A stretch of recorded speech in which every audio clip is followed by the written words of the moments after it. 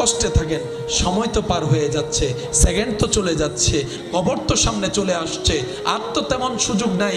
এই তো ছোট্টবেলায় স্কুলের জীবন, চোখটা বন্ধ করলে মনে হয় এই তো কিছুদিন আগে স্কুলে ছিলাম। এখন চোখ খুললে আয়নার সামনে দেখা যায় আপনার আমার বড় বড় দাড়ি হয়ে গিয়েছে, চুলগুলো পাকা শুরু হয়েছে, দাড়িও পাকা শুরু হয়েছে, বয়স তো আর নাই, হায়াত তো আর নাই। আগের যুগের মানুষ হয়তো 100-150 বছর বাঁচত, এখন তো 40-50 বছর বাঁচাটাও অনেক কঠিন হয়ে যাচ্ছে। ইমানদার ভাইয়েরা, কঠিন কোনো কিছু নয় রবের বান্দার জন্য, কঠিন কোনো রাস্তা নয় নবী রাহমাতুল লিল আলামিনের উম্মতের জন্য। আমরা গুনাহ করেছি, করব, রব্বুল আলামিন জানে। তাই তো আমাদেরকে বাঁচানোর জন্য রব্বুল আলামিন আগে থেকেই তওবার দরজা খুলে দিয়েছেন। সুবহানাল্লাহ।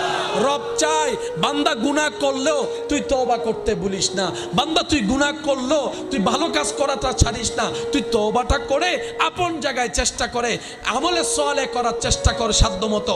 তোর চেষ্টাটা যদি